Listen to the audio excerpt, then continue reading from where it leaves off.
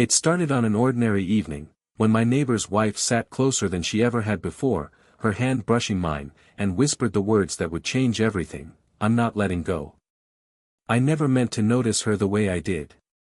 She was simply my neighbor's wife, the woman who kept her garden trimmed with care, who waved politely when our paths crossed, and who carried herself with a kind of grace that seemed almost untouchable. She was older than me, at least by a good decade, maybe more. That alone should have kept my thoughts clear. But something about her presence lingered, the way certain songs echo long after they've faded. Most evenings, I'd catch glimpses of her as I came home from work. She'd be kneeling in the flower beds, hands brushing through the soil, or watering the roses that lined the edge of their yard. Her husband was rarely around at those times. Business trips, late nights, whatever the reasons were, I only knew that she was often alone. There was a look she wore when she thought nobody was watching, distant, almost sorrowful, as though she carried conversations in her head she never dared to voice aloud. But then she'd see me, and her whole face would shift. She'd smile, not the polite kind, but a softer one, like a curtain being pulled back just for a moment. We exchanged small talk at first. Compliments about her roses. Casual remarks about the weather, or about the neighborhood. Harmless words, but in those brief exchanges, there was always something unspoken, something that sat quietly between us. I remember one evening especially. The sun had dipped low, casting the sky in shades of gold and lavender. She was in her garden again, her hair tied loosely, strands falling free as she bent over the roses.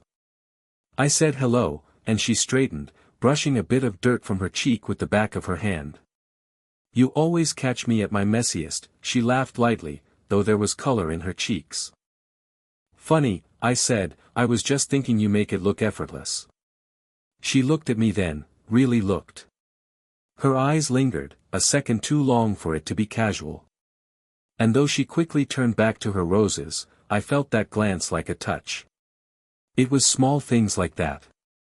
The way her laugh carried just a bit longer when it was directed at me. The way she tilted her head when listening, as though giving me her full attention. The way her eyes softened when she caught me looking back. None of it was loud or obvious, but it stirred something in me I couldn't quite explain. At night, when I thought about those moments, I told myself it was nothing. Just friendliness. Just a neighbor being kind. But somewhere deep down, I knew better. There was a quiet gravity to her, the kind that drew me in without trying. And though nothing had happened yet, the air between us had begun to change. I didn't know it then, but that subtle beginning was the first thread being pulled. The start of something I would never quite be able to step away from. It was a Thursday evening when she invited me over. I hadn't expected it, I'd only been stepping outside to take in the cool air after a long day. She was already on her porch, a blanket draped around her shoulders, a bottle of wine set on the table beside her. When she noticed me, she smiled in that soft, deliberate way of hers. "You look like you could use a glass," she called across the yard. For a moment, I hesitated. I knew her husband wasn't home, his car had been gone since the morning. But she tilted her head, gesturing toward the chair next to hers, and something about the quiet insistence in her invitation made it impossible to refuse. So I crossed the lawn, climbed the steps to her porch, and sat down beside her. She poured the wine slowly, handing me a glass before settling back into her chair. The porch light above us was dim, softened further by the string of bulbs that hung along the railing, casting everything in a warm, golden glow. Behind us, the house stood silent, but ahead, the night stretched open, the kind of stillness that makes small sounds feel louder than they should. "Cheers," she said lightly, clinking her glass against mine. The first sip was smooth, but what I really noticed was how near she was. The chairs were close, closer than I'd expected, and when she shifted to pull the blanket tighter around her shoulders, her knee brushed against mine. It was such a small thing, but it sent a current through me. We talked, at first, about harmless things, how long the day had felt, how the air was finally cooling after the heavy summer heat. Her laugh came easily, though it always seemed to end on a sigh, as if some part of her joy was caught on the edge of something unsaid. Then came the silences. Not awkward ones, but full, weighted pauses where neither of us rushed to fill the space. I became aware of the sounds around us, the faint hum of crickets, the rustle of leaves, the faint clink of her glass as she swirled the wine absent-mindedly. Every now and then, I'd glance at her, and I'd catch her already looking at me. She wouldn't look away quickly, not like someone embarrassed, but as though she wanted me to notice that she was seeing me too. At one point, she leaned forward slightly, her shoulder brushing mine as she reached to adjust the bottle on the table. She didn't move back right away. Instead, she stayed close, her voice softer now, almost as though the air itself demanded quieter confessions. "I don't usually sit out here with anyone," she admitted, her eyes fixed on the street beyond. But tonight felt different. I didn't ask what she meant. I didn't have to. The way her hand rested near mine on the armrest said enough, fingers so close, one small movement away from touching. And so we sat there, two people bound by an invisible thread, sipping wine beneath a string of soft lights, each second drawing us closer to a line neither of us yet dared to cross. The wine loosened the air between us, though not in the way of laughter or wild stories. It was subtler, like a door creaking open on its own, revealing something private that had been waiting in the dark. For a while, we just sat there beneath the soft glow of the porch lights, listening to the quiet rhythm of the night. She rested her chin lightly against her hand, eyes far away, as though she were somewhere else entirely. Then she spoke, not with the brightness she usually carried, but with a voice low and thoughtful. "You know," she began, fingers tapping gently against the rim of her glass, "people think that being married means you're never lonely. That you've always got someone in your corner, someone to share things with." Her words lingered, heavy and unhurried. I didn't interrupt. She gave a small, almost bitter laugh and continued. "But sometimes it feels lonelier than being alone." Her gaze drifted upward to the night sky, and in the faint reflection of her eyes, I could see the stars she was searching for. She wasn't asking me to answer, not yet. She was just letting the truth spill out in a way she probably hadn't allowed herself in years. "My husband is fine," she said finally, as if the word itself felt too plain, too small. "He works hard, he provides, he's dependable. But when it comes to me," her voice cracked the slightest bit, though she steadied herself quickly.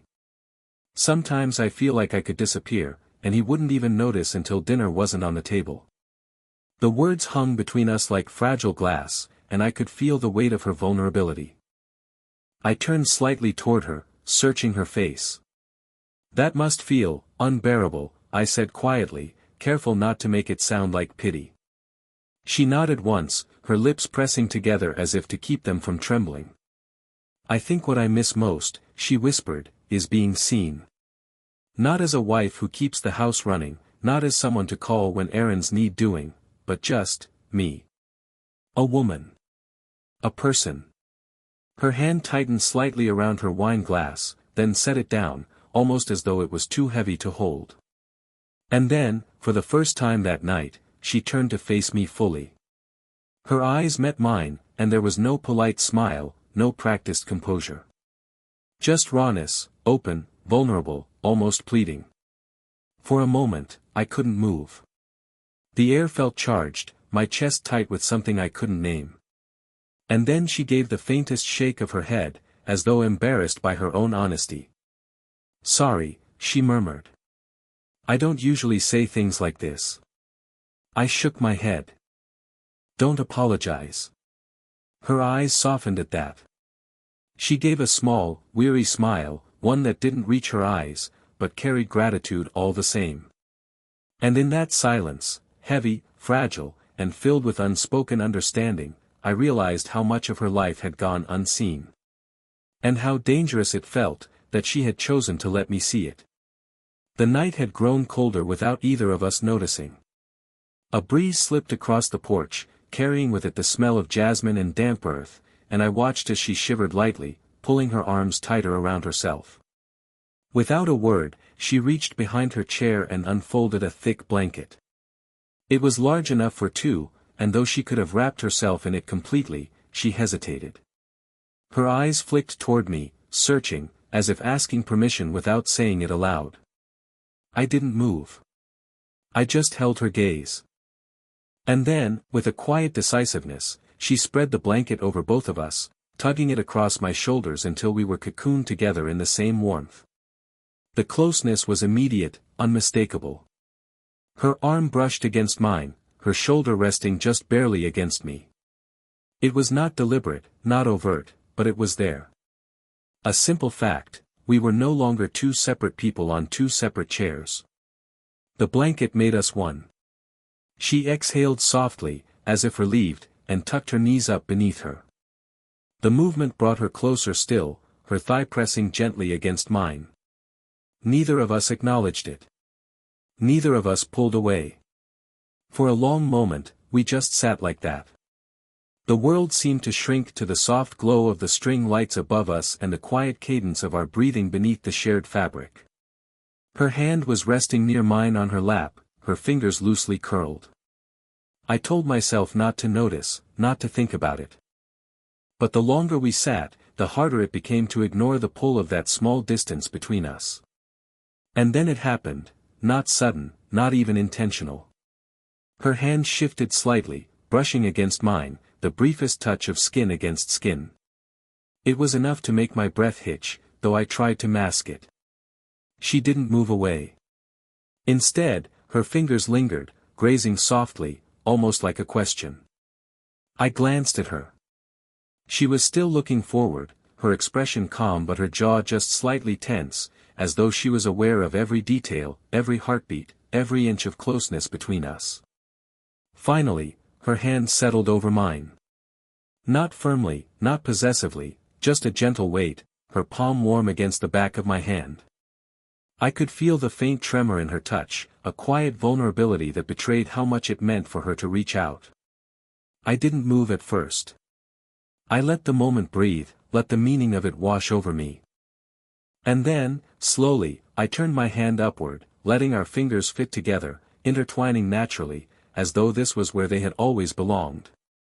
She drew in a soft breath, almost a sigh, and leaned a fraction closer, her head tilting just enough that her hair brushed against my shoulder. Nothing was said. Nothing needed to be. The silence was no longer heavy with loneliness. It was full, with warmth, with possibility, with the unspoken knowledge that something had shifted between us. And beneath that blanket, in the quiet of her porch, our hands remained entwined, not by accident, but by choice. For a while, we stayed beneath that blanket without moving, our hands clasped as though it had always been the most natural thing in the world. But the longer it lasted, the more the weight of it pressed against me, not her hand, not her nearness, but the meaning of it.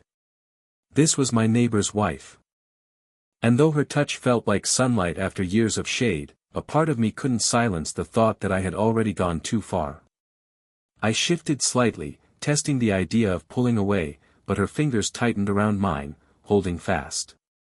She must have felt the hesitation in me, because her voice came low, almost a whisper. "Don't," she murmured. "Please, don't pull away."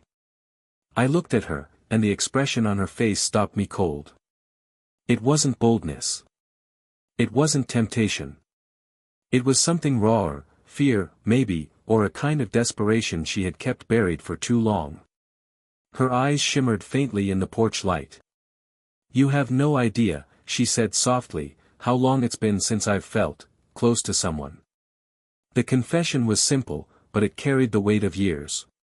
My chest tightened as I realized what she was really saying. She wasn't asking for betrayal. She wasn't trying to test me. She was revealing the emptiness she lived with every day, and how, for one fragile night, she wanted to feel seen again. I swallowed hard, my voice low. "You're married," I said, not as an accusation, but as if reminding both of us of the reality. She gave a bitter little laugh, though it quickly fell into silence. "Yes. Married. But sometimes I wonder what that word even means anymore. She turned her gaze out toward the street, her thumb absent-mindedly brushing across the back of my hand. A ring doesn't hold you at night. It doesn't ask how your day was. It doesn't notice when you're slowly disappearing. Her words pierced deeper than I expected. I wanted to comfort her, but I also wanted to be careful, to not say something I couldn't take back. The silence stretched, heavy with everything unspoken. The night air had grown colder, yet under the blanket, the warmth between us pulsed like something alive. I could feel the battle waging inside me, the part that said this was wrong, and the part that couldn't ignore how right her hand felt in mine. Finally, she turned back to me, her eyes glistening. For once, she whispered, I just want to feel alive again. And with you, right now, I do. Her voice cracked on the last word, and instinctively, I squeezed her hand. She closed her eyes at the gesture, her shoulders trembling just slightly as if a dam had finally broken. We didn't kiss. We didn't cross any line that couldn't be undone. But in that moment, the truth of her loneliness, and the truth of my longing, bound us in a way words never could. And even as guilt gnawed at the edges of my thoughts, I couldn't bring myself to let her hand go. The weight of what we were doing pressed down heavier with every passing second. My heart beat unevenly, caught between the warmth of her hand and the sharp edge of guilt cutting through me. I shifted slightly beneath the blanket, drawing in a deep breath, trying to clear the fog that seemed to settle over my mind. We shouldn't, I began softly, not even sure how to finish the sentence. But before I could move away, her grip tightened, not hard, not forceful, but firm, as though she feared I might vanish if she let go. Her voice came low, trembling but certain.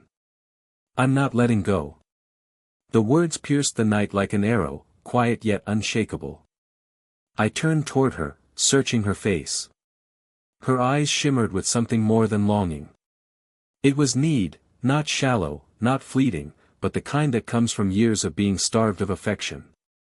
The kind that made her touch feel less like temptation and more like survival. Her forehead leaned gently against my shoulder, and I felt the warmth of her breath through the fabric of my shirt.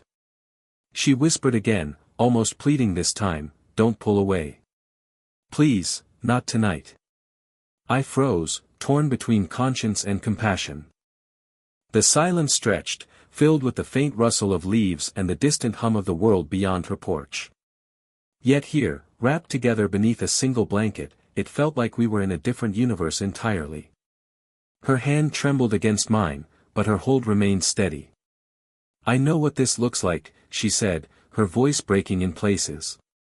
And I know tomorrow will come, and everything will be complicated again. But right now, I just need this. I need you. Her words settled into me, heavy and unshakable. I didn't answer right away, I couldn't. My throat was too tight, my chest too full. Instead, I let my free hand rise slowly, carefully, until it rested against hers, reinforcing the bond she refused to surrender. She drew in a sharp breath, her body softening as though the simple act of my staying had lifted a weight from her. Thank you, she whispered, though the words sounded more like a sigh of relief than gratitude. We sat there like that, her head against my shoulder, our hands interlocked, our breaths falling into a quiet rhythm. There was no kiss, no rush of passion, only the fragile intensity of two souls who had found each other in the emptiest of spaces. And though guilt still stirred inside me, it was matched by something undeniable, the sense that walking away from her in that moment would have meant confirming the very invisibility she had confessed. She had said she wouldn't let go. And for reasons I couldn't fully explain, neither could I. The night deepened around us, silent and still, but within that stillness, something irreversible had taken root. The hours passed without either of us noticing. One moment, the sky was dark and the street was hushed, the next, a pale hint of dawn began to stretch across the horizon. We were still there on the porch, wrapped beneath the same blanket, our hands linked as if time itself had no power to separate them. Neither of us had slept, yet neither of us felt restless. The silence had become its own kind of conversation, steady, full, and strangely comforting. Every so often, she would shift against me, her head brushing lightly against my shoulder, and I would feel her sigh, soft and steady, as though she were finally allowing herself to rest. When the first rays of morning light touched the porch, she stirred. Slowly, she lifted her head, her hair falling loosely around her face. She looked at me then, her eyes soft and tired, but carrying a gratitude so deep I didn't know how to hold it. "I don't want this night to end," she whispered, her voice barely audible. I swallowed, my chest heavy with the weight of her words. "It doesn't have to," I said gently. "Not the way you think. Maybe we can carry it differently. Without losing what's real about it." She studied me, her hand still warm in mine. I could see the conflict flickering across her face, the awareness of lines that couldn't be crossed, the ache of knowing how much she wanted to cross them anyway. But beneath it all, there was something steadier. A recognition that what had happened between us wasn't about betrayal. It was about being seen. And so, with a quiet nod, she leaned forward and wrapped her arms around me. It wasn't rushed, wasn't desperate. It was gentle, complete. Her cheek pressed against my chest, and I felt the soft, steady rhythm of her heartbeat against mine. I closed my arms around her, pulling her closer, holding her in a way that told her she wasn't invisible, not to me. We stayed like that for a long while, the morning light growing brighter around us. When at last she drew back, her fingers lingered on my arm, reluctant to let go. Her eyes shimmered with both sadness and relief. "Thank you," she said softly. "For not looking away. For just being here." I didn't have an answer that felt big enough, so I only nodded, my hand brushing once more across hers before letting the silence hold the rest. Finally, she slipped her hand from mine, the blanket falling loose between us. The air felt colder without her touch, but the warmth of what we'd shared remained. As I stood to leave, I glanced back once more. She was still sitting there on the porch, bathed in morning light, her expression quiet but transformed. Not healed, not whole, but no longer invisible. And though I walked back across the yard to my own door, I knew something had changed between us forever. Not an affair, not a secret to hide in shame, but a bond, fragile yet real, born from a night when two lonely souls simply refused to let go. Sparkles, if this story touched you, don't forget to like and subscribe for more slow burn age gap romances. Share your thoughts in the comments, I'd love to hear how this one made you feel. Sparkles.